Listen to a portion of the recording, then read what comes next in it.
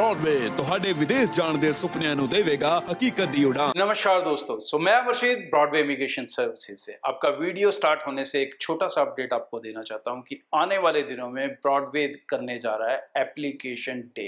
इन application days के ऊपर आप टीम से मिल सकते हैं, मेरे से पर्सनली मिल सकते हैं। डेट्स आप स्क्रीन पे देख रहे हो और आप ले सकते हो benefit US, UK, Latvia, Finland, Singapore, Cyprus, इन कंट्रीज में अप्लाई करो, चाहे जिसमें भी आप करना चाहते हो, विद और विदाउट आइलेट्स, और सारे पैसे आपको देने हैं वीजा लगने के बाद। बट कनाडा को लेके बहुत क्लियर है भाई कि पूरे नॉर्म्स को फॉलो करो, पूरे सिस्टम को फॉलो करो, क्योंकि हमारा मकसद सिर्फ वीजा दिलाना नहीं होता।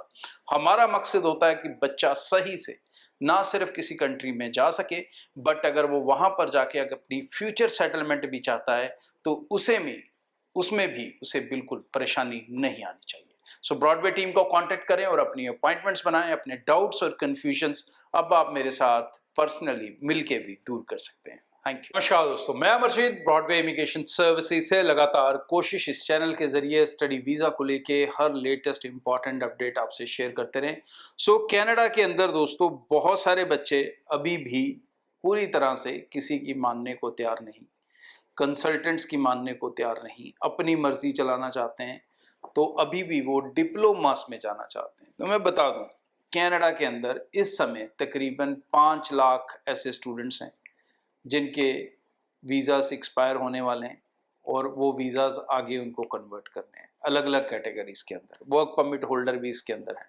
वो सबको मिला के तकरीबन 5 लाख लोग हैं जिनको अपने वीज़ास इस साल रिन्यू करने। अब कनाडा के अंदर पीआर को लेके इतनी टेंशन बढ़ी हुई है कि वो सब लोग उसमें क्राइटेरिया में फिट नहीं आ पा रहे। तो हो सकता है कुछ लोगों का नुकसान भी हो, कुछ लोग अपनी कैटेगरी स्विच करें, कुछ को पीआर लेट मिले, कुछ अपने कहीं और प्रोविंसेस में वर्क परमिट लें। कई तरह के जुगाड़ उनको करने पड़ेंगे, लेकिन ये जुगाड़ आपको ना करने पड़े तो इसके लिए ज़रूरी है कि आप यहीं से अपने कदमों को मजबूत करके चलें। कनाडा के अंदर आने वाला जो पीआर प्रोसेस है या जो चल रहा पीआर प्रोसेस है वो काफ़ी ज़्यादा जो है प्रोफेशनल ओरिएंटेड हो चुका है। तो ये बहुत ज़रूरी है कि आप एजुकेशन कौन सी कर रहे हो, क्योंकि पॉइंट्स मिलेंगे उसके बेस पे। डिप्लोमा के पॉइंट कम हैं, डिग्री के ज़्यादा हैं, तो भाई डिग्री में जाना ही आपके लिए फ़ायदे का सौदा है, नहीं तो ये नुकसान है। दूसरी इंपॉर्टेंट चीज़, आप ऐसी प्रोविंसेस को चुने जहां पर पीआर लेना कंपैरेटिवली दूसरी प्रोविंसेस से आसान हो। इसके अंदर जितनी भी प्रोविंसेस को आप कम जानते हैं या जाना पसंद नहीं करते थे पहले, शायद उनको चुनना पड़ेगा, जिसमें न्यू फाउंडलैंड, लेब्राडोर है, जिसके अंदर प्रिंस एडवर्ड है, जिसके अंदर स्केचवन रेजाइना है, जिसके अंदर एल्बर्टा है, जिसके अंदर नोवा स्कॉशिया है। तो इस तरफ शायद आपको कोई ना कोई राहत कंपैरेटिवली ज़्यादा मिले, कंपैरेटिवली मतलब ओंटारियो और ब्रिटिश कोलंबिया के। तो ऐसे चुनाव अब आपको सोच समझ कर करने होंगे। इंग्लिश लैंग्वेज के साथ तो चलो स्टडी वीज़ा ही कम कॉम्प्रोमाइज़ नहीं कर रहा। विदाउट आइल्स स्कोर 6 ईच या पीटी स्कोर 69 ईच, आप 59 ईच आपको वीज़ा वैसे भी नहीं मिल रहे। उससे कम स्कोर पे जितने बच्चे फाइल्स लगा रहे हैं वो सब रिफ्यूजल्स ले रहे हैं। जितने बच्चे अपने फाइनेंशियल्स के ऊपर काम नहीं कर रहे, फंड शो नहीं कर रहे, जीआईसी नहीं कर रहे, पूरे साल की फीस नहीं दे रहे, वो सब बच्चे रिफ्यूजल फेस कर रहे हैं। और साथ में बहुत सारे बच्चे ऐसी भी गलतियां कर रहे हैं कि जो अपनी फैमिली इनकम नहीं लगाते, यहाँ बहुत ही 5-7 लाख की रिटर्न एक लगा देते हैं, 3-4 लाख की एक रिटर्न लगा देते हैं। कुछ अभी भी ऐसे आधा पौना टाइप कंसल्टेंट बैठे हैं जो उनको ये स्टुपिडिटी के लिए गाइड करते रहते हैं अपना 15-20 हज़ार लेने के चक्कर में।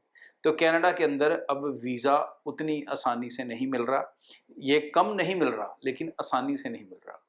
आसानी से लेना है तो भाई आपको ये सारी रिक्वायरमेंट्स को पूरा करके चलना होगा, और आगे का फ्यूचर अगर सेफ लेके चलना है तो भाई आपको अपने एजुकेशन के साथ साथ मतलब अपने कोर्सेज के साथ साथ अपना डेस्टिनेशन भी सही चुनना होगा। सही डेस्टिनेशन को चुन के चलेंगे, सब्र रख के चलेंगे, पेशेंस रख के चलेंगे, तो हर चीज़ आप सक्सेसफुली कर पाएंगे।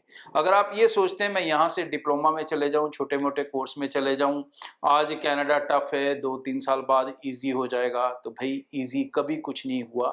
जो कंट्रीज जितनी बार वो टफ हुई हैं, जितना टफ हो गई हैं, कभी वहाँ से उन्होंने रिवर्स नहीं मारा। ना ऑस्ट्रेलिया ने रिवर्स मारा, ना यूके ने रिवर्स किया, ना यूएस ने रिवर्स किया, और ना ही कनाडा करने वाला है। तो अब आपको नए सिस्टम को हजम करना होगा और इसी के हिसाब से अपने प्रोफाइल्स को रेडी करना होगा, और उसके लिए सबसे ज़रूरी है ऐसी कंसल्टेंट कंपनी चुने जो आपको सच के साथ गाइड कर सके, ना कि सिर्फ अपना 15-20 हज़ार लेने के चक्कर में आपके उल्टे सीधे डॉक्यूमेंट्स को सबमिट कर दे, फिर रिफ्यूज़ल लेके आप देखते रहो कि भाई अब आगे क्या करूँगा। आगे भी आपको वही करना पड़ेगा जो अभी से हम गाइड कर रहे हैं।